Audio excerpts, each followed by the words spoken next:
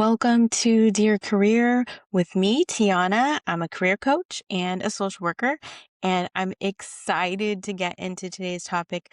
We are going to be talking about 3 skills you need to focus on to become a manager. Let's get into it. Okay, if you've never been a manager before and you're looking to become a manager, or that is on your career trajectory and you are wanting to become a manager, and that's what's next for you in your next chapter, this is the episode for you. I love working with new managers. I feel like it's such a good growth time for new managers that they are taking in so much information and learning so much in a lot of times a short period of time. And so it's really exciting to see that growth from an individual. The other thing is, when I'm working with clients, I love to figure out ways of how they can develop their leadership skills and develop themselves so that we can align them to that path of management next. And that's really exciting to do too. Okay, so like I said, I have worked with new managers in the HR capacity, in a talent and recruitment capacity, as well as being a coach. And I just love it. I just love it. I love when you really get to work closely with an individual who is taking on that leadership skill and things really click for them and they start to really understand their management style and what's working for them and what's not, and how they can continue to grow. And so I'm hoping that these 3 things will really be things that you can focus in on, especially if you're trying to get to that next stage. What are some things that you can really focus on now, even if you aren't a manager yet, and you want some things that you can do, some action items you can take in order to get to that management step? These are some skills that you can focus on to get you to that next step. I'm going to go into the 3 skills I want you to focus on, why they're important, tips for development, and then things to pick up on as you become a manager. Okay, so let's get into the first one. The first one is effective workplace communication. Now, there is a little bit of bias, I'm going to be honest, because I am an undergrad communication comms major. There's so many things that I think are connected to my work history, but also um, just me as a person. I think I will have a lot of influence when it comes to communication into my work that I do. And the foundation of workplace communication is going to traject you into a leadership path and pivot your career to get you to that next level. Effective workplace communication includes things like public speaking, writing, interpersonal communication as well. Why is this important?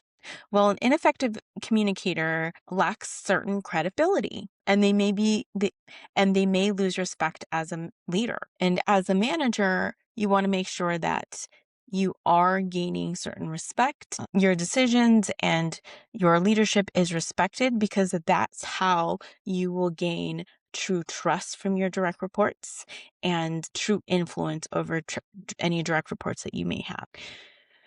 So some tips for development. When you're focusing in on this skill, I want you to work on continuing to practice.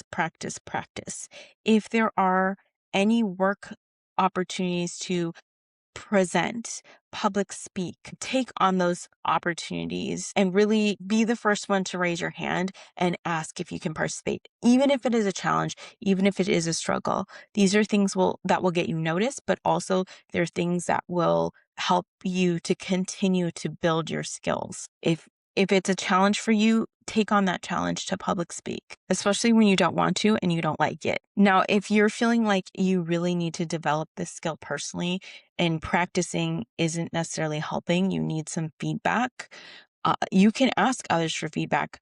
But also, there are a ton of resources from Masterclass, from LinkedIn Learning. There's lots of resources, especially if you were not a comms major or public speaking isn't something that you have a lot of experience in. This is something that you can ask for some professional development with, request, especially from your manager, request for specific courses so you can learn a little bit more on things that you can do. Now, the other part of the practice also has to do with interpersonal skills.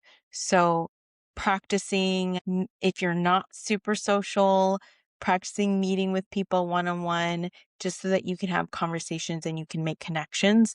But you're going to be using those active listening skills, and I will talk a little bit more about that later. Okay, things to pick up on if you are a manager and you have moved to that management level. Some things I want you to notice when you have effective communication skills or when you need to continue to develop it is to ask for feedback and don't take it personal. Typically, your feedback is not going to be personal. And when you don't take it personal, it'll allow you to thrive a bit more when it comes to actioning that feedback that you have. You will want to ask for feedback from any direct reports. So if the feedback is either coming direct or indirect, when you're meeting with any direct reports that you have and you're noticing if there's any patterns in the feedback, do your best to try to reflect on those things and figure out how you can action them. That ultimately will lead you to continuing to be a more effective communicator. Okay, we're moving into the next skill that you're going to focus on developing, and that is delegation. This one is so tricky. I think when I work with new managers, they struggle so much with this particular skill, especially if they were a high performer in an individual contributor role and they weren't used to delegating or they didn't have anyone to assist them with their work. Part of that is when you're starting to build out a team and you have a team, you're not used to organizing your thoughts in a way where you can offload work, but you're also losing some control of the work and the oversight of the particulars of the work that you're used to overseeing. And so you want to be mindful of what are these barriers to your delegation in order to be an effective delegator. Why is delegation important? Part of it is that you're going to be much more effective as not only a manager, but as an overall team when you have a direct report that you can delegate work to. Typically, when individuals know that they can trust themselves and they can trust their own work, they struggle with being able to delegate the work out to a team and giving them specific, clear goals and objectives to be able to achieve and to be able to produce the work that's on the expectation of the level that they have. So this may mean that they need to shift their expectations a little bit. But why it's also important to delegate is because this is how you can show and highlight your team's success.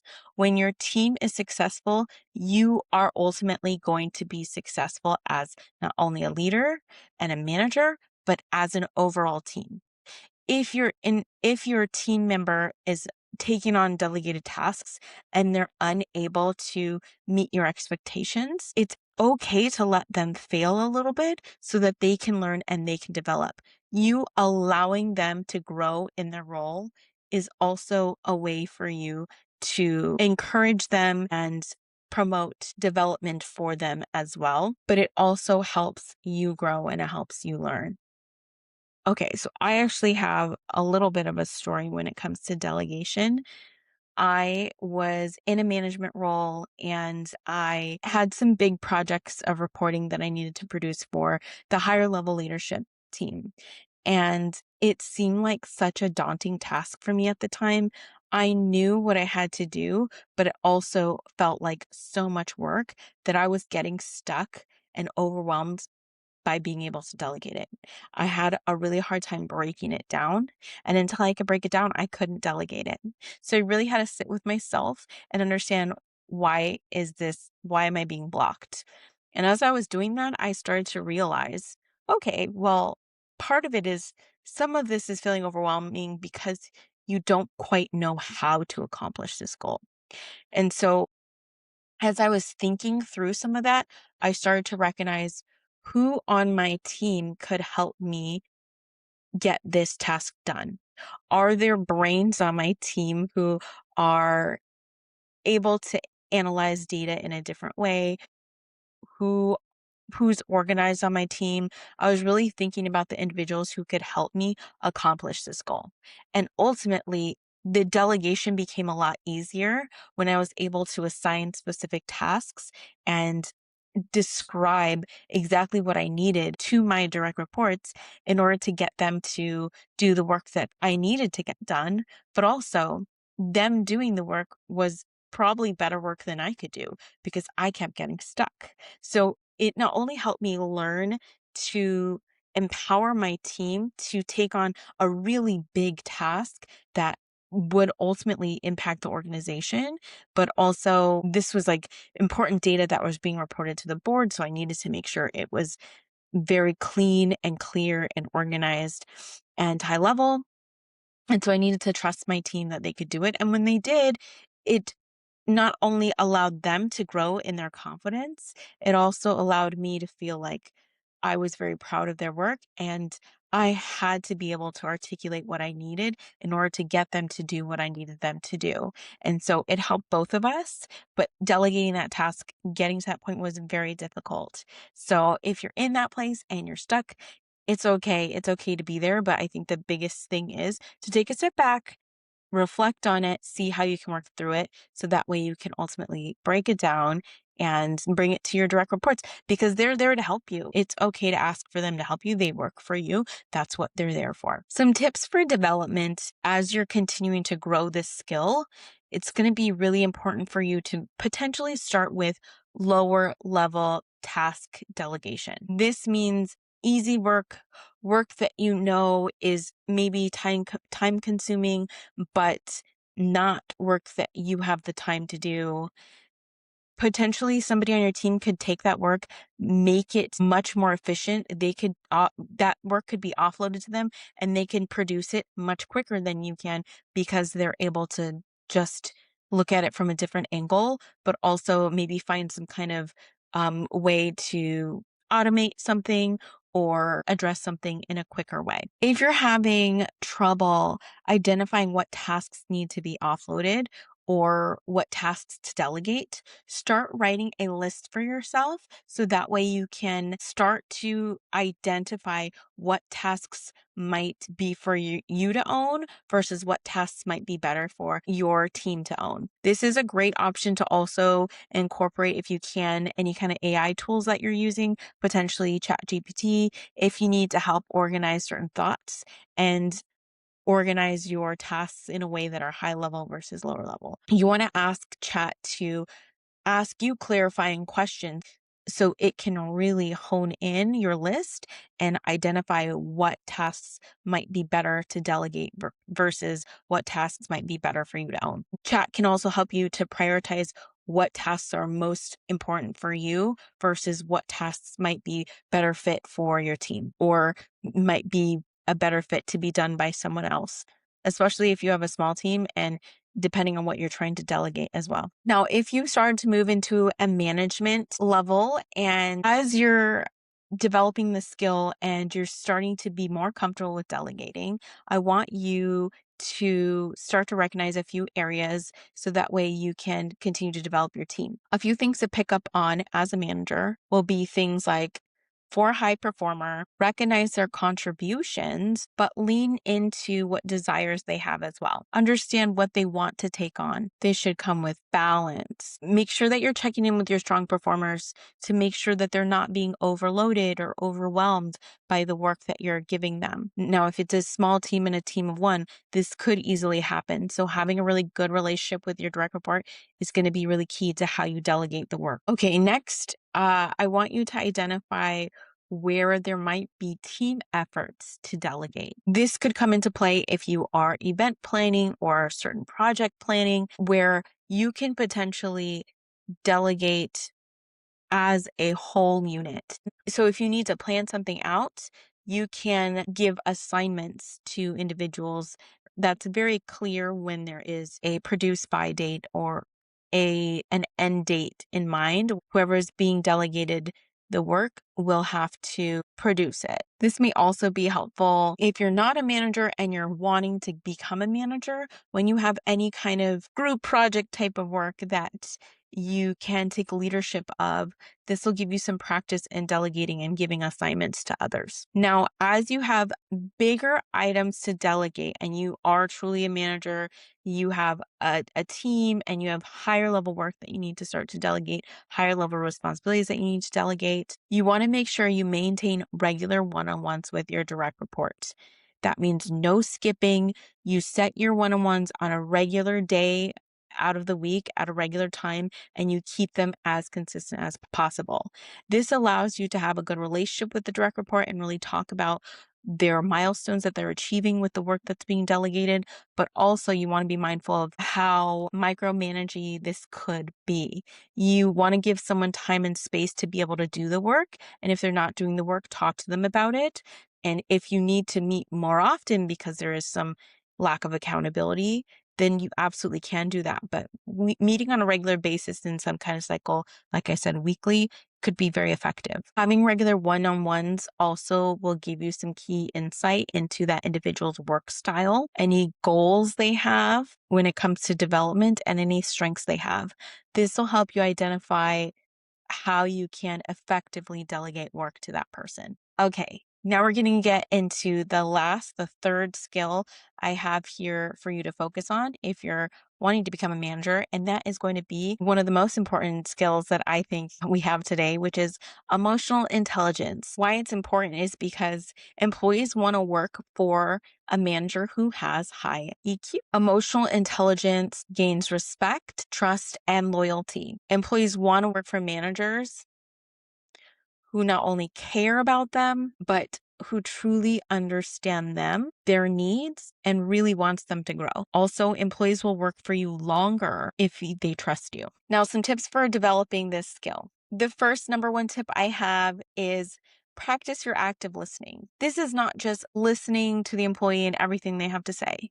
This is actively participating in the conversation by summarizing, reframing, using your skills to really understand, asking questions. These are all important parts of active listening. You want to make sure you're giving full attention to the employee when they're speaking. In this world, especially now that we are virtual, this may be a little bit more difficult because more one-on-ones are becoming a virtual conversation versus an in-person conversation. And so your focus might be distracted if you're looking at another screen or monitor. So figure out how you can be the most effective active listener possible as a manager. And another tip for managing development with this skill will be to manage your stress levels. Understand what triggers you, what really causes you stress. When you're more self-aware, you will ultimately become a more self-aware, high EQ manager. Demonstrating things like calmness under pressure helps to reassure your team, and it models healthy coping mechanisms in the workplace. The last thing I have here is for you to develop this skill by practicing empathy exercises. Now, the social worker in me is going to really come out here. When you regularly put yourself in others' shoes to understand their problems and their challenges better, it'll help you to understand how to help them navigate them. So, really trying to listen in and ask yourself, if I were in this position and I was dealing with X, Y, and Z, especially from an employee perspective, how would I handle this situation? What would block me? Things like that. Now, as you are truly a manager and this is a skill that you need to continue to sharpen and focus on, use this skill to assess any areas of opportunity that your direct reports might have. But I really want you to focus on getting a deep understanding of why they might lack that know-how. Is it because they don't have the knowledge? Do they not have the aptitude? Do they not have the experience? Really have a deep understanding so that you can approach giving feedback in a direct but thoughtful way. Leaders who can give effective feedback where the feedback can also be received are going to ultimately be more impactful as a leader and have stronger high performing teams. The other thing is as you're continuing to use this skill, I want you to identify what motivates your employees. Each individual direct report that you have will have a different separate motivation. Maybe motivation is their family. Maybe motivation is money. You won't really know these things until you really get to know that individual on a personal level. It's really important to know how to motivate your employee, especially when you need to get work done. Okay, I had a lot of fun with this episode. I know it felt maybe a little bit more rigorous because there was a lot of key points I was getting in on this topic, but like I said before, working with new managers is one of my favorite things to do. And when I work with clients who are wanting to become a manager, these are some things that I say I want them to focus in on and hone in on so that they can ultimately turn into that manager that they want to turn into, but go beyond that and just turn into a really strong leader. I hope these things helped you. If you are on your next chapter, advancing and becoming a manager, and these are some things that helped you, please let me know. If you're actively using any of these skills and you're not a manager, let me know. I want to know what you're using in your workplace today. Leave me a comment. If you have any questions about these things or you want to leave me a message, feel free to leave me a message. Write a review if you're listening in on the podcast. I'll be on the next video for YouTube, and I will talk to you in the next one. Bye.